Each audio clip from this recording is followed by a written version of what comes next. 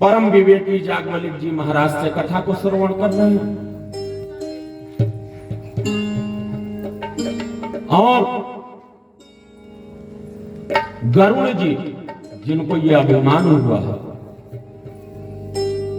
कि ये प्रभु कैसे हैं कि जो नागपाश से बन गए और रण क्षेत्र में पड़े हुए हैं, तो उन गरुड़ जी के अभिमान को नष्ट करने के लिए आज काकभूषुंडी जी महाराज कथा सुना रहे हैं। कहते हैं कि गुरुदेव ने समय जाना और समय जान करके आज भगवान राम को पुष्प लेने के लिए भेजा। और कैसा समय? इस समय जानी गुरु आय सुपाई, समय जाने गुरु आय सुपाई, लेन प्रसून चले दो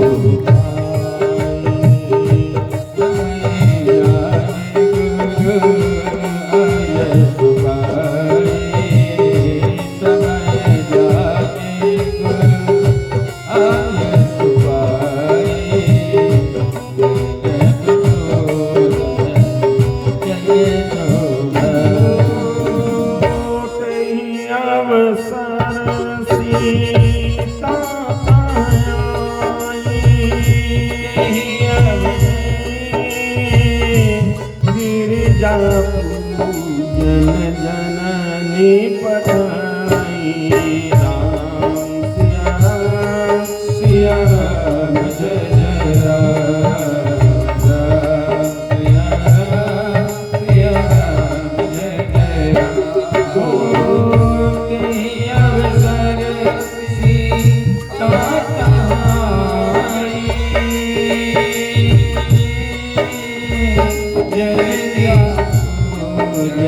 अवसर सीता जननी पठाई, राम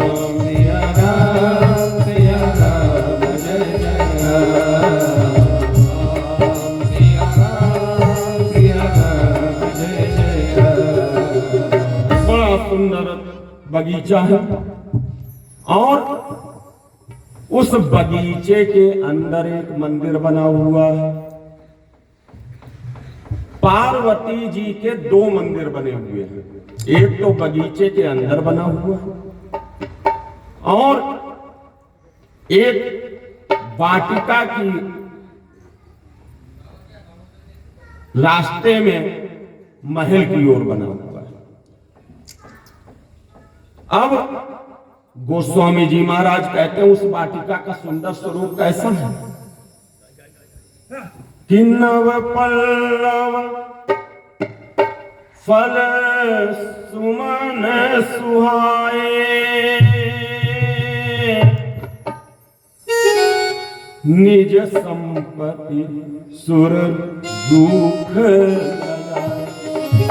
कि देवताओं के वृक्षों का सुंदरता भी आज पुष्प वाटिका के वृक्षों की सुंदरता की तुलना नहीं कर सकते हैं। और निरंतर बगीचे में चातक कोकिल कीर चकोरा, चातक कोकिल कीर चकोरा, कूजत बिहग नटत कर मोरा,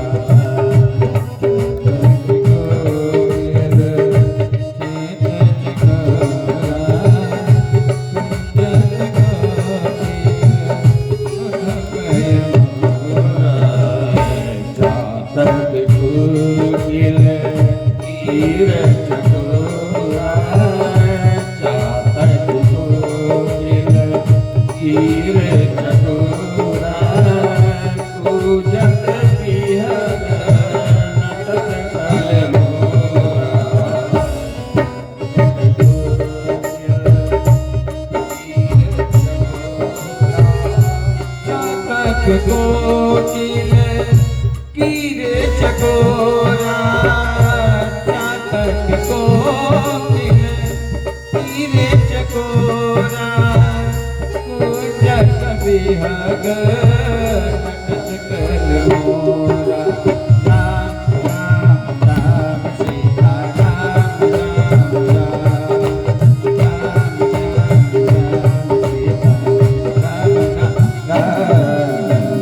बहुत सुंदर उपवन बना है और उस उपवन में सबसे विशेष बात यह है कि राम और लक्ष्मण पुष्प चुनने के लिए गए हैं। कहीं कहीं तो विद्वानों का तर्क है कि भगवान राम और लक्ष्मण को उसमें प्रवेश करने की अनुमति नहीं दी गई। कारण क्या कि वहां पे केवल स्त्रियों का प्रवेश ही होना था। लेकिन गोस्वामी जी ने कहा है कि देखो, प्रभु राम पुष्प वाटिका में जिस समय पे फूल लेने गए हैं, वहीं पे गोस्वामी जी महाराज कहते हैं, सर समीप गिरी जाग्रह सोहा। वहीं पे एक सुंदर सरोवर बना हुआ, उस सरोवर के पास में पार्वती जी का दिव्य मंदिर बना हुआ है। सर समीप गिरी जाग्रह सोहा, बरनी न जाए देवी मन मोहा, बरनी न जाए देवी मन मोहा।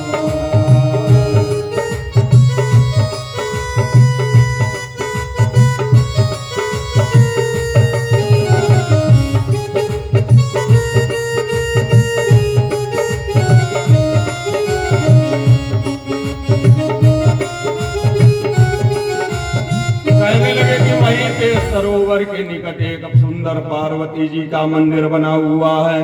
वहीं पे पार्वती जी के मंदिर में सीता जी पूजन करने आई हैं। जिस समय सीता जी पूजन कर रही हैं, उस समय के सीता जी की एक सखी जब तक पुष्प लेने जाती है, और जब पुष्प लेने गई है तो उसने दो मनोहर सुंदर बालकों को देखा है। जैसे ही उसने सुंदर मनोहर बालकों को देखा है तो आश्चर्यचकित रह गई। एक सखी सिय संग बिहाई, अब गई रही देखन फुलवाई। फुलवारी को देखने जाती है और अचानक नजर पड़ती है तो दौड़ करके सीता जी के पास में आती हैं और बताने लगती हैं कि सीते, आज वाटिका में बहुत सुंदर दो बालक आए हैं। अरे तो सीता दो आए फूल बगिया, कुमार दो आए फूल बगिया, कुमार दो आए फूल बगिया। फूल बगिया फूल बगिया, फूल बगिया फूल बगिया, कुमार दो आए फूल बगिया, कुमार दो आए फूल बगिया, कुमार दो आए फूल बगिया। एक सावर एक गौर शरीरा, एक सावर एक गौर शरीरा, एक सावर एक गौर शरीरा, एक सावर एक गौर शरीरा। कुमार दो आए फूल बगिया, कुमार दो आए फूल बगिया, कुमार दो आए फूल बगिया। जैसे ही सखी ने बताया है, कैसे हैं कि श्याम गोरे किमी कहाऊं बखानी। हे सीते, कैसे हैं? सांवले हैं और गोरे हैं। श्याम गोरे किमी कहाऊं बखानी, गिरा अनयन नयन विनुवानी। कहने लगे कि हम उनका वर्णन अपनी जीवा से नहीं कर सकते हैं, और जिन आंखों ने देखा है वो आंखें उनके स्वरूप को आत्मसात कर रही हैं। आज कहने लगी है गिरा अनयन, हमारी जो जीव है वो भी अनयन हो गई है, यानी उसने देखा तो है लेकिन बोल नहीं पा रही। कितना सुंदर स्वरूप है। और इतना ही नहीं, सखी कहने लगती है कि वो दोनों बालक जो हैं जिन्हें निज रूप मोहिनी डारी, जिन्हें निज रूप मोहिनी डारी, जिन्हें निज रूप, जिन्हें निज रूप, जिन्हें निज रूप मोहिनी डारी, कीने सोबत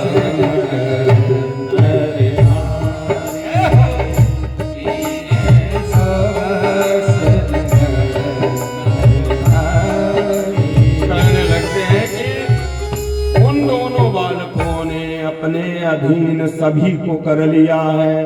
परम सुंदर नील सरोरुह नीलमणि नील नीरधर श्याम, लाजहि तन शोभा निरखि कोटि कोटि सतकाम। करोड़ों करोड़ों कामदेव की सुंदरता को आज विस्मृत कर रहे हैं। तो अब ऐसी सुंदरता के बारे में चलते हैं। तो सीता जी आज सरोवर से जहां गिरिजा पूजन के लिए आई थी वहां से चल देती हैं। चली अग्र करी, कहती हैं सखी तुम बताओ चल करके कहां पे तुमने उन दो बालकों को देखा है। तो आगे आगे कौन चल रहा है? वो सखी। और पीछे कौन है? सीता जी अपनी सहेलियों के साथ में। तो चल देती हैं और सीता जी कहती है चलो आगे। चली अग्र करी सिय सखी सोई,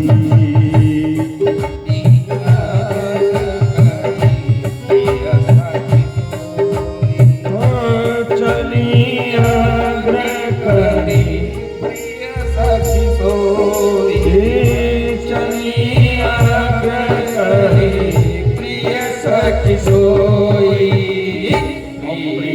पुरातन लगई न कोई, प्रीति पुरातन लगई न कोई। आज पुरातनों की जो प्रेम है सीता जी का वो जागृत हो गया और आज देखने के लिए चल देती हैं। इधर जब चलती है पूरा झुंड का झुंड सीता जी के साथ में, तो सीता जी के कंगनों की और पायलों की आवाज वाटिका में गुंजायमान होने लगती है। और जैसे ही गुंजायमान होती है तो राम और लक्ष्मण जो पुष्प चुन रहे थे तो लक्ष्मण जी को आवाज आती है उन पायलों की झंकारों की। तो भैया से कहने लगते हैं क्या आवाज आ रही है? कि कंकन किंकिनी नूपुर धुन सुन, कहत लखन सन राम हृदय गुनि, मानहु मदन दुंदुवेदीने, मनसा विश्व विजय कहती। भैया ऐसा लग रहा है कि आज साक्षात कामदेव वाटिका में प्रवेश कर रहे हैं। और हमको ऐसा लग रहा है कि ऐसी ध्वनि है कि जिसको सुन करके मेरा मन आश्चर्य। यद्यपि रघुवंशियों में स्त्रियों के आभूषणों की आवाज पे चित्त विचलित नहीं होता, लेकिन भैया आज इन आवाजों को सुन करके मेरा हृदय विचलित हो रहा है। हे लक्ष्मण बड़ा अचंभा। तो भैया राम कहने लगते हैं हाँ जैसा तुमको लग रहा है वैसा ही हमको लग रहा है। हे लक्ष्मण बड़ा अचंभा, सारा उपवन झंकार उठा, लक्ष्मण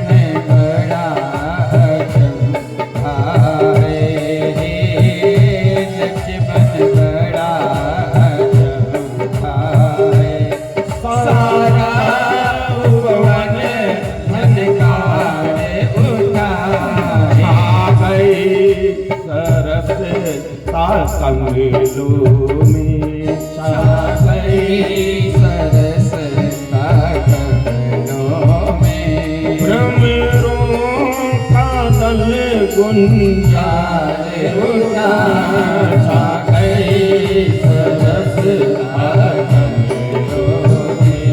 भ्रमरों का दल गुंजारे उठा छा गई सरसता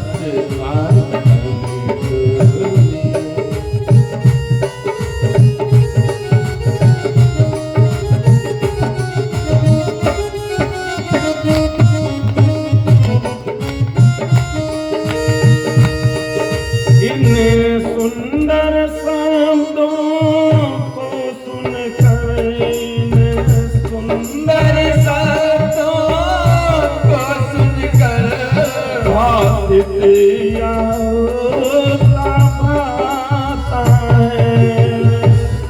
मन ये हो जाता है भावुक, मन ये हो जाता है। धुंधुवी बजा करे कामदेव, धुंधुवी बजा कर कामदेव दुनिया पर चढ़ता है। धुंधुवी बजा कर कामदेव दुनिया पर चढ़ता जाता है। धुंधुवी बजा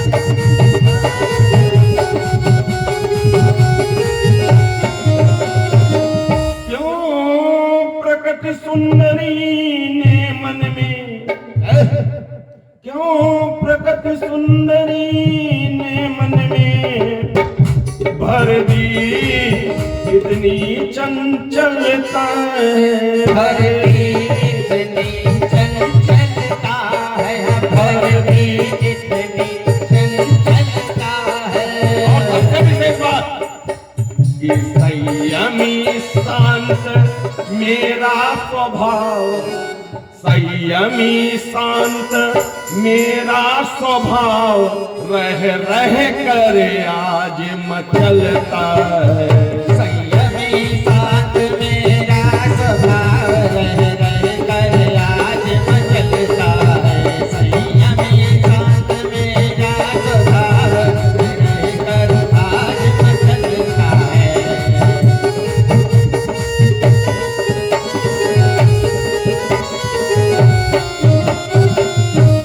माँ गोस्वामी जी कहते हैं कितना सुंदर वर्णन है। भगवान राम इधर स्वयं सोच रहे हैं और सीता जी चली अग्र करी सिय सखी सोई। सीता जी आ रही हैं मिलने और इधर गोस्वामी जी लिखते हैं कि जैसे ही सीता जी ने राम को देखा है असे कहीं फिरी चित देते ही ओरा। बस कहीं फिरी चित देते ही ओरा। बस कहीं फिरी चित देते ही ओरा। असिय मुख शशि भय नयन चकोरा। सिय मुख शशि भय चकोरा।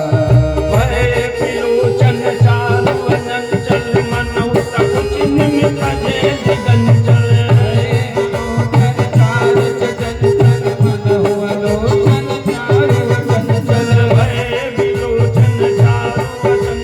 मनौ सकुच निमित जे दिगंचल। भय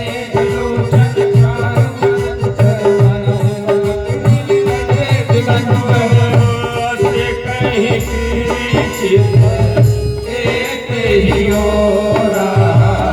बस कहीं फिरी चित देते ही ओरा। सिय मुख शशि भय नयन चकोरा।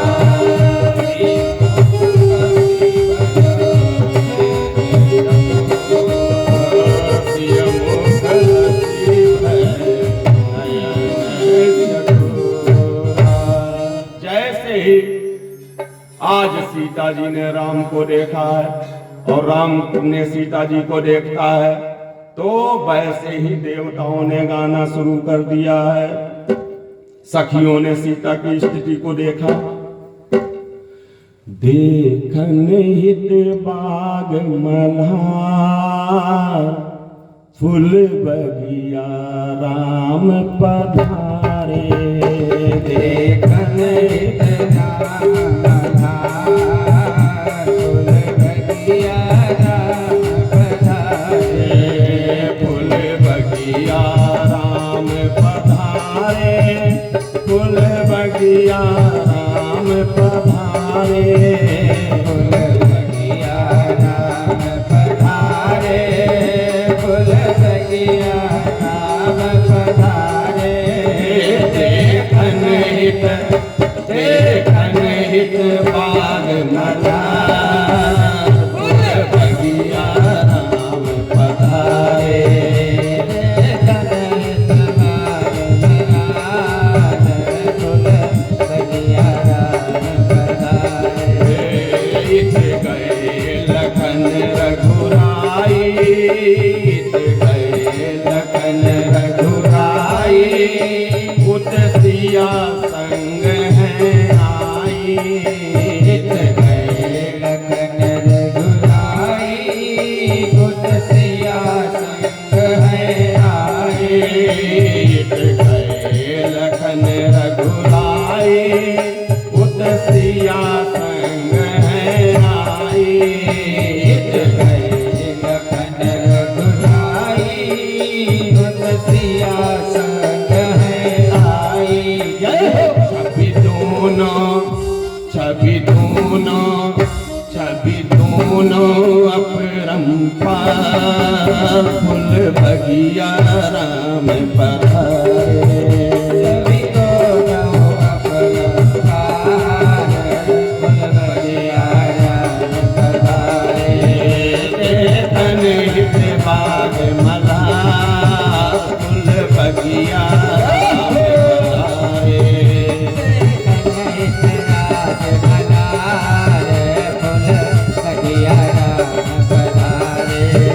फूल बगिया राम पधारे, फूल बगिया राम पधारे। फूल बगिया राम पधारे, फूल बगिया राम पधारे। देखन हित राज मल्हार, फूल बगिया राम पधारे। देखन हित राज मल्हार, फूल बगिया राम पधारे। रूप निहारी, मोहित भय अवध बिहारी।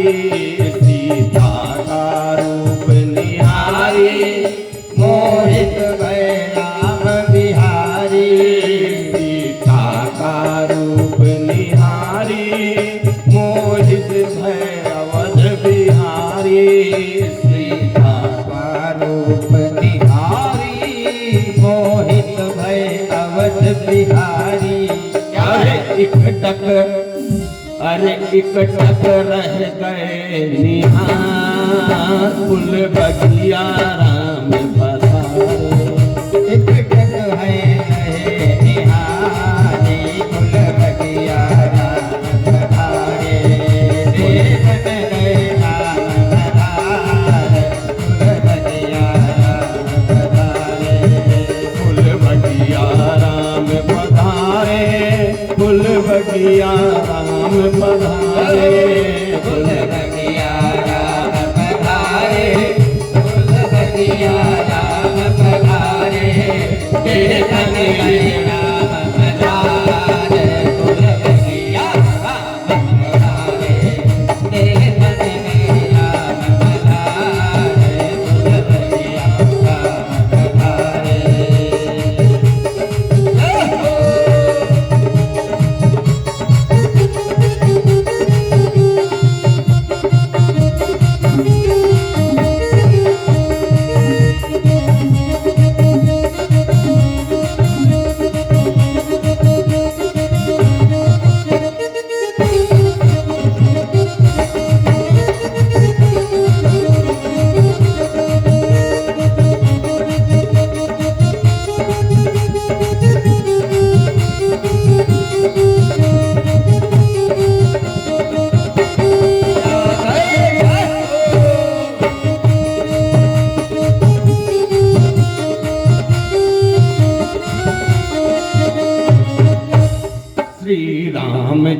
रामचंद्र सकुचाते, लक्ष्मण जी दुआ मनाते। श्री रामचंद्र सकुचाते, लक्ष्मण जी दुआ मनाते। श्री रामचंद्र सकुचाते, लक्ष्मण जी दुआ मनाते। श्री रामचंद्र सकुचाते, लक्ष्मण जी दुआ मनाते। अरु बिनती बारंबार, फूल बगिया राम पधारे। अब बिनती बारंबार, फूल बगिया राम पधारे। देखन हित बाग मलार, फूल बगिया राम पधारे।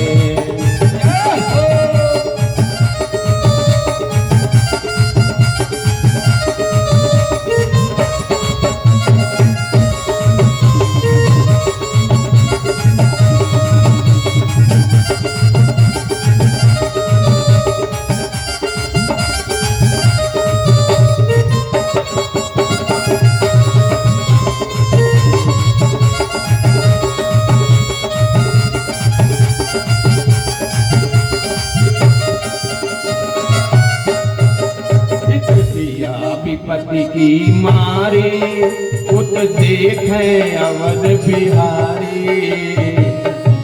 विपत्ति की मारी, उत देखत अवध बिहारी।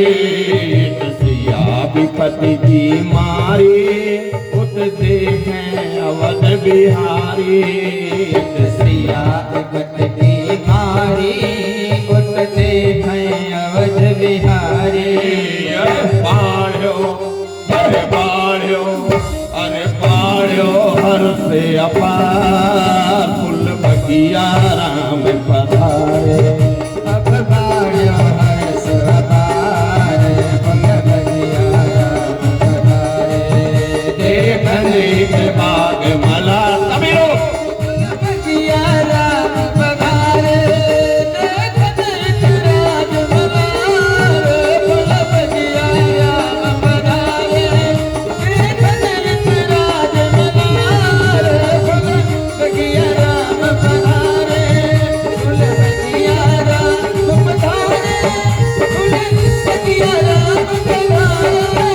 फूल बगिया राम पधारे, फूल बगिया राम पधारे। हाँ देखन हित, देखन हित, देखन हित राज मल्हारे, फूल बगिया राम पधारे।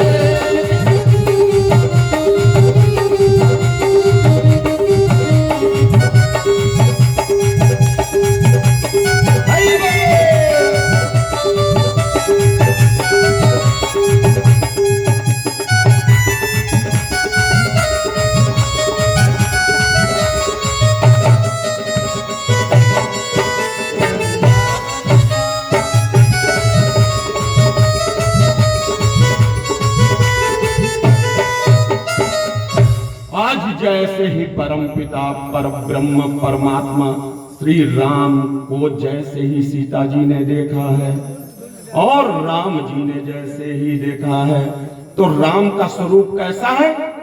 जैसा कृष्ण का स्वरूप है। श्री रामचरित मानस में केवल एक ही चौपाई में भगवान राम को मोर पंख के समान दिखाया गया है। प्रीति पुरातन लखई न, पुरानी रीति है। यद्यपि त्रेता के बाद द्वापर में भगवान कृष्ण का प्राकट्य होना है, लेकिन यह कल्प कल्प की कथा है। नाना पुराण निगमागम सम्मतम यद रामायणे निगदितम क्वचिदंतो की स्वांतः सुखाय तुलसी रघुनाथ गाथा भाषा निबंध मति मंजुल माता। आज जैसे ही सीता जी ने देखा है, तो सीता जी ने कैसा स्वरूप देखा है कि मोर पंख सिर सोहतिनी के, मोर पंख सिर सोहतिनी के, गुच्छ बीच बीच कुसुम कली। मोर पंख बिन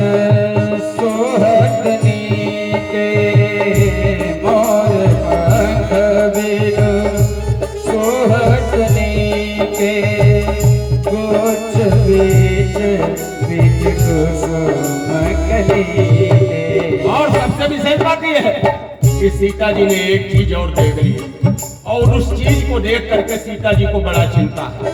और चिंता क्या है कि भाल तिलक श्रम बिंदु सुहाए, भाल तिलक बिंदु सुहाए। जिनको पुष्प तोड़ने में जिनके मस्तक पे पसीना आ रहा है, पुष्प तोड़ने में जिनके मस्तक पे पसीना आ रहा है, वो धनुष जैसी प्रतिज्ञा को कैसे पूरा करते हैं?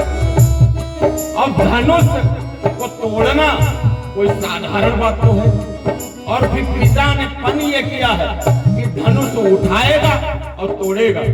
और आज जब पुष्प तोड़ने में इनके पसीना आ रहा है, बाल तिलक श्रम बिंदु सुहाए, बाल तिलक श्रम बिंदु सुहाए, श्रवण सुभग भूषण छवियाए।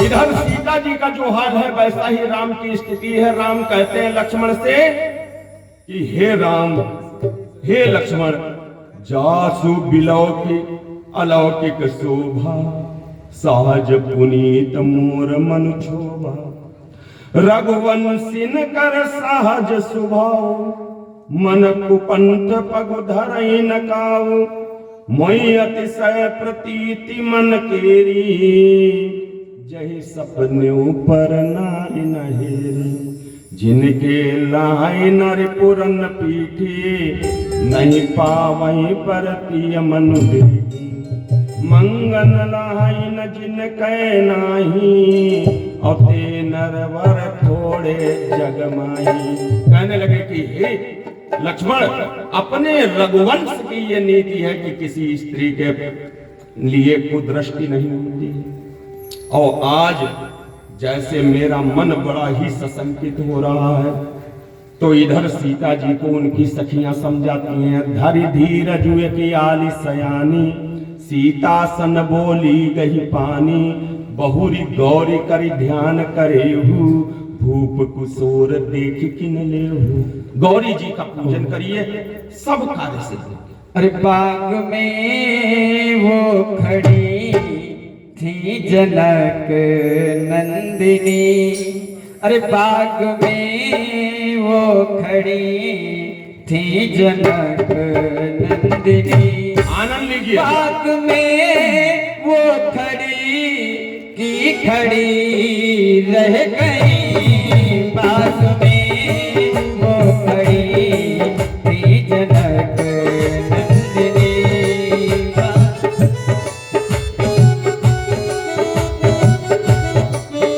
दोनों तरफ स्थितियां एक जैसी है। प्रभु राम और सीता दोनों लोग बाग में वो खड़ी थी जनक नंदिनी, बाग में वो खड़ी थी जनक नंदिनी, बाग में वो खड़ी की खड़ी रह गई। राम थे हे सिया और सिया राम को, राम दे हे सिया और सिया राम को, चारों आटियां लड़ी रह गई, बाग में वो खड़ी।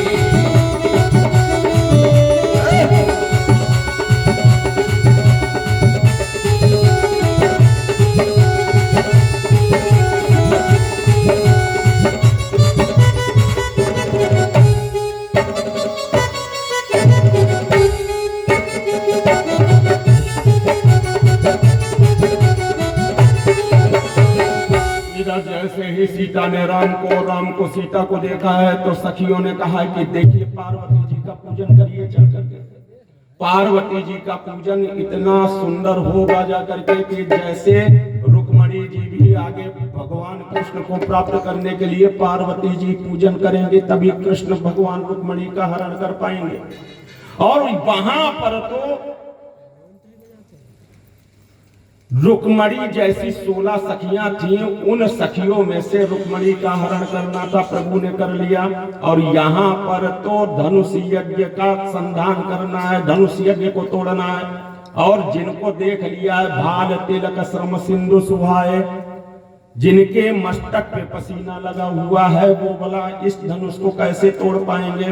अब गौरी माता का पूजन करने के लिए चल देते हैं। जय जय गिरिवर, अरे जय जय गिरिवर राज किशोरी, जय जय गिरिवर अरे राज किशोरी, जय जय महेश मुख चंद्र चकोरी, जय महेश मुख चंद्र चकोरी, जय गज बदने, जय गज बदने, जय गज बदने, जगत जननी दामे सुतिहाता, तालियां बजाते हुए जगत जननी दामे सुतिहाता, नहीं तब आदि मध्य अवसाना, अमित प्रभाव वेद नहीं जाना, नहीं तब आदि मध्य अवसाना, अमित प्रभाव वेद नहीं जाना, भव भव विभव पराभव कारिणी, हे सब मोहिनी सब सबिहारिणी, भव भव विभव पराभव कारिणी, भव भव विभव पराभव कारिणी, विश्व विमोहिनी सब सबिहारिणी, विश्व विमोहिनी सब सबिहारिणी, देवी पूजी पद कमल तुम्हारे,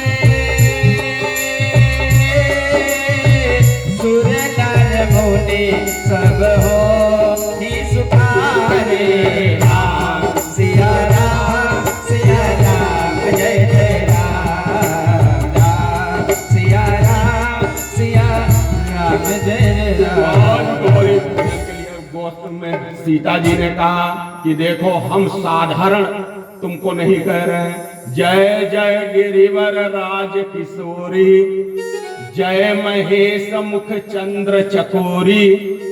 और सीता जी ने पार्वती जी को कैसा कहा है कि आप बिल्कुल वैसे हो जैसे भोलेनाथ चकोर के लिए चकोरी, वैसे आप भोलेनाथ के लिए आप पार्वती जी। अब देखिए सोचने वाली बात है कि गोस्वामी जी ने यहाँ पे चकोर पक्षी का ही वर्णन क्यों किया। मानस में 3 पक्षियों का वर्णन हुआ है, चातक, चकवा और चकोर। चातक पक्षी राही दरस जलधरा विलासे, चातक पक्षी जब तक स्वाति नक्षत्र में जल नहीं गिरता है जब तक वो जल का पान नहीं करता है, और उसकी अभिलाषा बनी रहती है कि बादल बरसे और स्वाति नक्षत्र का जल मेरे मुख में गिरे और मेरी प्यास बुझे। चातक पक्षी को भी गोस्वामी जी ने मानस में लिया है, चकवा और चकवी को भी मानस में गोस्वामी जी ने लिया है। चकवा चकवी का प्रेम कैसा है कि चकवा चकवी नदी के एक किनारे पे चकवा, एक किनारे पे चकवी, लेकिन दोनों का मिलन नहीं हो पाता। रात्रि में संपूर्ण सृष्टि मिलती है लेकिन चकवा चकवी का मिलन नहीं होता है। इसके बाद में तीसरा पक्षी है चकोर। चकोर पक्षी को ही गोस्वामी जी ने क्यों कहा और सीता जी ने क्यों कहा कि तुम चकोरी भगवान के लिए हो, तो चकोर पक्षी की एक बहुत सुंदर कहानी है। और मानस मर्मज्ञ कहते हैं कि एक बार चकोर पक्षी की जिद हुई कि हम चंद्रमा को पाकर के रहेंगे, चंद्रमा को पाकर के रहे और चकोर पक्षी ने तपस्या करना शुरू कर दिया। बहुत भयंकर तपस्या कर रहा है, एक पैर पे खड़ा होकर तपस्या कर रहा है। कहा जाता है कि नारद जी महाराज पृथ्वी का भ्रमण करने के लिए निकलते हैं कि जो भक्त भगवान से मिलना चाहते हैं उनको मिलाने का प्रयास करते हैं। तो चकोर पक्षी तपस्या कर रहा है। नारद जी आए और चकोर पक्षी से बोले, अरे पक्षी तुम क्या पागल हो गए हो? एक तो पक्षी का स्वरूप धारण किया, फिर तपस्या कर रहे हो। किस लिए तपस्या कर रहे हो? किसकी तपस्या कर रहे हो? कहने लगे मैं भोलेनाथ की तपस्या कर रहा हूं। तो चकोर से भोलेनाथ ने कहा चकोर से नारद ने कहा तुम्हें भोलेनाथ से क्या मतलब? तुम प्रेम करते हो चकोरी से, तो चकोरी को पाने के लिए भोलेनाथ की तपस्या क्यों? तो कहने लगे कि देखो हम तो तपस्या भोलेनाथ की ही करेंगे। कहने लगे क्यों? कहने लगे कि देखो यहां पे गंगा जी निकल रही हैं और गंगा जी के किनारे में खड़ा होकर के तपस्या कर रहा हूं एक पैर पर। मैंने अपने शरीर में योगाग्नि को प्रज्वलित करने का एक माध्यम कर लिया है। अपनी सारी सांस को खींच करके भ्रकूट में स्थापित कर लिया है। तपस्या करते करते मैं यहीं पे जल करके भस्म हो जाऊंगा। तो नारद जी ने कहा उसमें तुमको क्या मिलेगा? भस्म हो जाओगे, मर जाओगे, चकोरी तो नहीं मिलेगी तुमको। तो कहने लगा अरे सुनिए तो, जब मैं भस्म हो जाऊंगा तो मैंने सुना है भोलेनाथ पार्वती जी के साथ में पृथ्वी का भ्रमण करने निकलते हैं। कहने लगे अच्छा, पृथ्वी का भ्रमण करने निकलेंगे तो तुम तो जिंदा नहीं रहोगे। कहने लगे अरे पूरी बात तो सुनिए। मैंने ये किनारा क्यों चुना है? क्योंकि गंगा जी के किनारे पे मैं तपस्या कर रहा हूं और भगवान भोलेनाथ को गंगा तरंग रमणीय जटा कलापम गौरी निरंतर विभूषित वाम भागम नारायण प्रियमनंग मदाप्यारम वाराणसी पुरपतिम भज विश्वनाथम। भोलेनाथ को गंगा जी बहुत प्रिय है।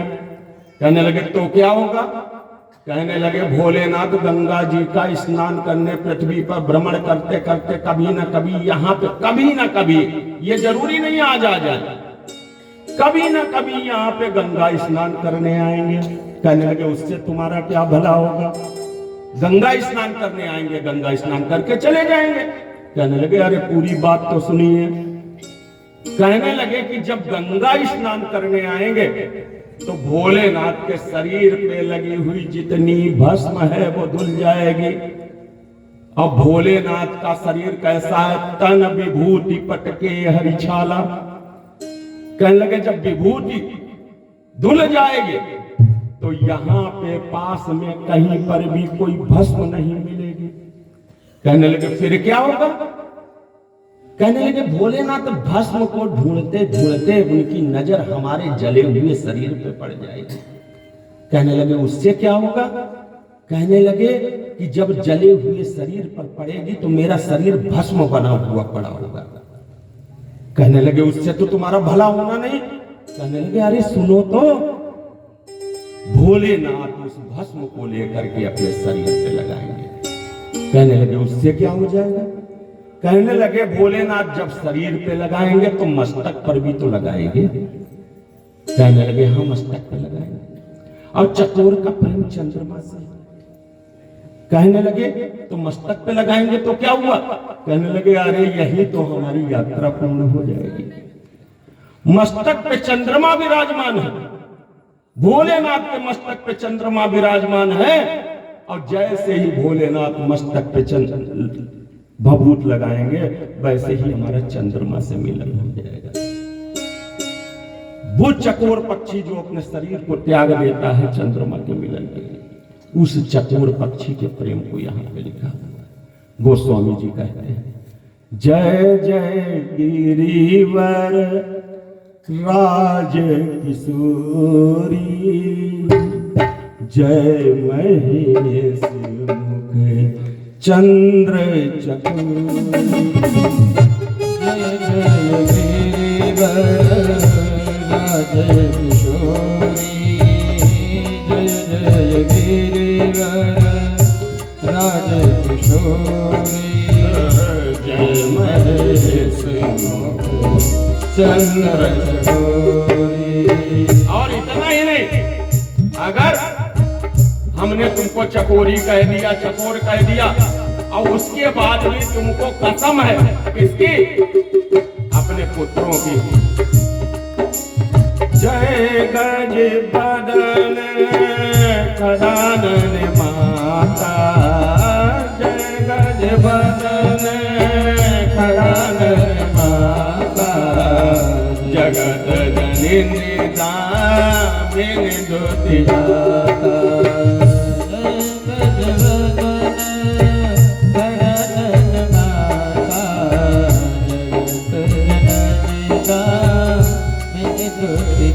और हम जानते हैं कि हमसे चोरी मत करना। हम जानते हैं कि तुम्हारा आदि मध्य का अंत नहीं, और हम तुम्हारी पूजा कर रहे हैं, तो हमारी पूजा को तुम्हें स्वीकार करना पड़ेगा। नहीं तब आदि मध्य अवसाना, नहीं तब आदि मध्य अवसाना, अमित प्रभाव वेद नहीं जाना। नहीं तब आदि मध्य अवसाना, अमित प्रभाव वेद नहीं जाना। और सबसे बड़ी बात कि तुमने तपस्या की है भोलेनाथ की। संवत सहस्र मूल फल खाए, साग खाई 60 बरस गवाए। कछु दिन भोजन बारी बताता, किए कठिन कछु दिन उपवासा। आपने भोलेनाथ को पाने के लिए तपस्या की है, तो हम जानते हैं कि आप जानती हो कि पति का प्रेम कैसा होता है। अपने प्रिय को पाने के लिए कैसे मन में उत्सुकता होती है। आज हम आपसे कह रहे हैं कि भव भव विभव पराभव कारिणी, भव भव विभव पराभव कारिणी, विश्व विमोहिनी स्वस विहारिणी। भव भव विभव पराभव कारिणी, विश्व विमोहिनी स्वस विहारिणी। आज कहती हैं कि देवी पूजी पद। हम इतना ही नहीं, चलो तुम मानती हो कि हम भी देवी हैं, हम भी लक्ष्मी के स्वरूप में हैं, जगत जननी जगदम्बा हम भी हैं, लेकिन आज आपको प्रणाम करते हैं। देवी पूजी पद कमल तुम्हारे, सुर नर मुनि सब होई सुखारे। और मोर मनोरथ जानो नीके। ऐसा है नहीं आपको कुछ बताना, आप सब जानती हो। और सीता जी वहीं पे बैठ जाती हैं, देवता लोग पुष्प अर्पित करने लगते हैं, और देवता लोग गाते हैं जय गौरी माता, जय गौरी माता, मैया जय गौरी माता, जय गौरी माता, जय गौरी माता, जय गौरी माता, जय गौरी माता। हम एक बात बता दें, जिन भी माताओं की बेटियों की जन्मपत्र में मंगल दोष इत्यादि है, विवाह में विलंब हो रहा है, जो दादा लोग हमारे बैठे हुए हैं इस समय ध्यान से गौरी जी की ये वंदना को पढ़िए। देवताओं द्वारा रचित है, और इसको पढ़ने मात्र से ही सारे संकल्प पूर्ण हो जाते हैं। हम आप लोगों के कन्यादान जो सीता जी का होगा उस समय पे संकल्प करवाएंगे, और वर्ष भर नहीं बीतेगा आपकी बेटी का विवाह हो जाएगा। जय गौरी माता, जय गौरी माता,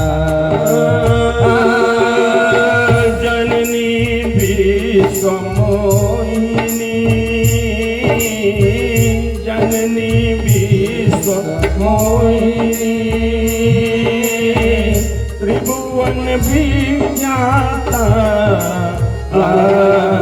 जय गौरी माता गाइए जय गौरी माता जय गौरी माता जय गौरी आदिशक्ति तुम जगत भवानी आदिशक्ति तुम जगत भवानी भक्तन सुख दाता भक्तन सुख दाता जय गौरी माता जय गौरी माता। सीता जी कहती है ये है मैया कि कात्यायनी ईश्वरी धात्री कात्यायनीश्वरी धात्री दुर्गा रुद्राणी दुर्गा रुद्राणी कात्यायनी ईश्वरी धात्री दुर्गा रुद्राणी हो मैया दुर्गा रुद्राणी हिमगिरि सुताय माता हिमगिरि सुता प्रणामाता इच्छित फल दाता जय गौरी माता जय गौरी माता हो मैया जय गौरी माता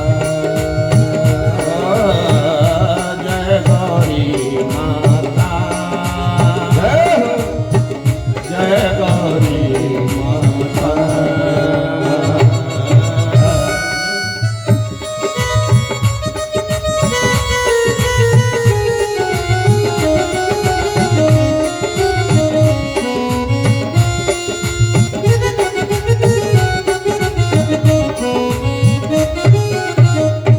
जो इधर गौरी जी को जैसे ही ध्यान करती हैं तो गौरी माता की क्या स्थिति है कि विनय प्रेम बस भई भवानी। आज जय सीता जी ने विनम्र निवेदन किया है विनय प्रेम बस भई भवानी खसी माल मूरति उसकानी मुस्कानी खसी माल मूरति मुस्कानी। जैसे ही मूर्ति मुस्कुराने लगी है तो सीता जी ने देखा है और सीता जी वहां से चल दी कहने लगे इनके बस का काम नहीं ये पत्थर की प्रतिमा पत्थर ही है मेरे पिताजी सही कहते हैं निर्गुण ब्रह्म ज्यादा अच्छा है इनके बस का कुछ नहीं है। तो सीता जी पलट करके चल देती हैं और अचानक मूर्ति में से आवाज आती है हाथ उठाकर और क्या आवाज आती है जैसे ही सीता जी पलट करके चली है मूर्ति का हाथ उठा है जगदम्बा भवानी का और हाथ उठा करके सीता जी को रोका सुनु सिय सत्य आशीष हमारी सुनु सिय सत्य आशीष हमारी पूजी मन कामना तुम्हारी सुनु सिय सत्य आशीष हमारे सुनु सिय सत्य आशीष हमारे पूजी और हम तो पहले से जानते हैं पार्वती जी ने कहा कि ये हमको नारद जी ने पहले ही बता दिया था नारद बचन सदा सुचि साचा नारद बचन सब साचा। नारद वचन सदा सोच साचा, सोबर मिली जाई मनु राजा। सोबर मिली जाई मनु राजा।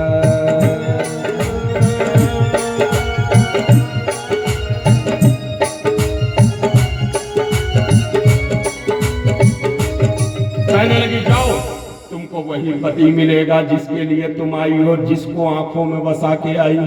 आज सीता जी ने आशीर्वाद लिया है और सीता जी को और आशीर्वाद दे दिया। दोनों हाथ रख करके मनु जाहि राज्यो मिली ही सोबर, सहज सुंदर सावरो, करुणा निधान सुजान सीलु सनीहु जानत राम। और एक बात बता दे, करुणा निधान नाम केवल 2 ही लोग का पता था। करुणा निधान केवल राम जी जानते थे कि राम का नाम करुणा निधान है, क्योंकि सीता जी अपने पति को करुणा निधान कह के बुलाती थी।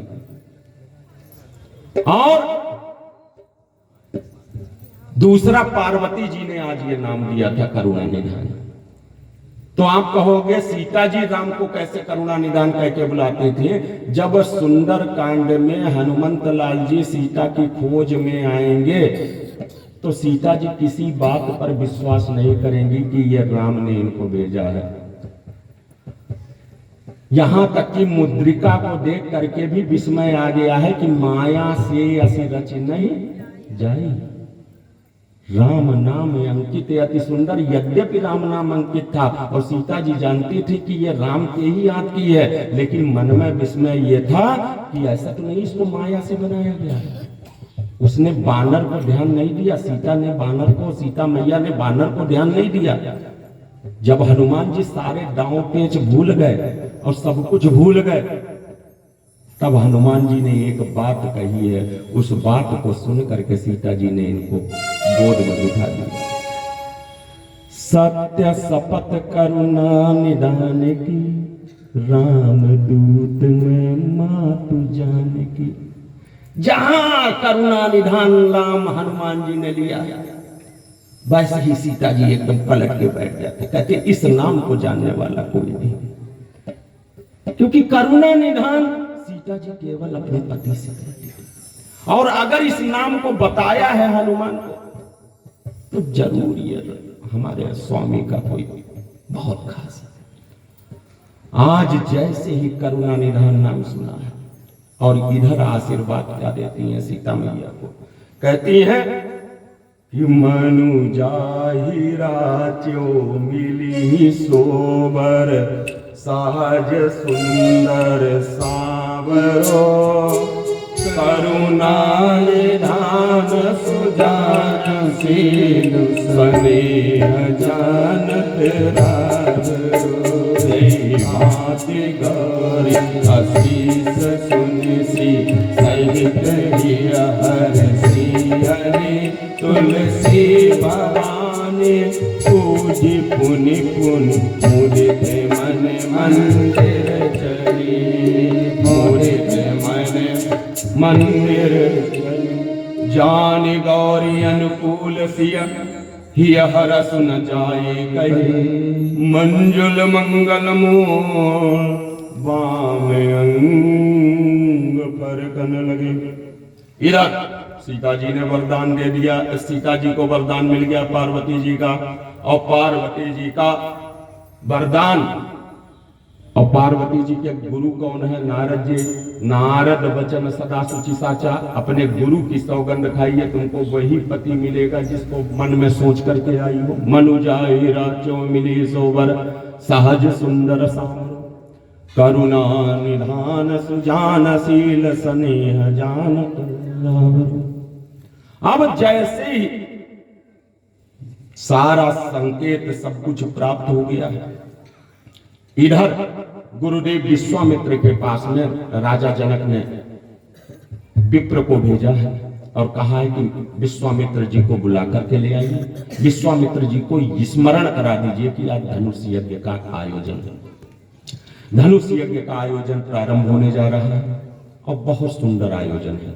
चलिए, धनुष यज्ञ के विशाल क्षेत्र में जहां पे देश देश के भूपति नाना गोस्वामी, हमने देश देश बोल दिया, गोस्वामी जी ने लिखा है वही बोलिए, द्वीप द्वीप के भूपति नाना। देश तो बहुत छोटी सी चीज है, द्वीप द्वीप के भूपति नाना आए अनु अपना अपना संकल्प लेकर वहां पे आए। अब ऐसी स्थिति में द्वीप द्वीप के भूपति जहां पे होंगे वहां आप लोगों की एंट्री कैसे होगी? अब रोल नंबर काम आएगा। जिनको जिनको रोल नंबर दिया गया था राम नाम का, हमने कहा था नाम बहुत जरूरी है, और रोल नंबर राम नाम का रोल नंबर लेकर के ही धनुष यज्ञ में चलना है। तो चलो, उस दिन नहीं मिल पाया तो जिनको रोल नंबर उस दिन अलॉट नहीं हो पाया, आज वो लोग अपना अपना रोल नंबर ले लें। राम नाम का रोल नंबर है, आपको धनुष यज्ञ में बैठना है। चल करके सब मंचन ते मंच एक शोभा विशद विशाल, जिसपे भगवान राम बैठेंगे उनको भगवान राम को देखने के लिए चलना है या नहीं चलना है? चलना है तो रोल नंबर अपना राम नाम का याद रखना, और रोल नंबर मिल गया है तो आज हम आपको वहां पे जाने का प्रवेश पत्र दिए दे रहे हैं। और प्रवेश पत्र कैसे मिलेगा? सब लोग जो हम गाएंगे उसको गाओगे, वही प्रवेश पत्र है। समझ गए? उस प्रवेश पत्र के ऊपर हनुमान जी की मोहर लगी हुई है। तो प्रवेश पत्र ले लो अपना अपना। चलो तैयारी करते हैं प्रवेश पत्र की। सभी लोग गाना, श्री राम जय जय जय।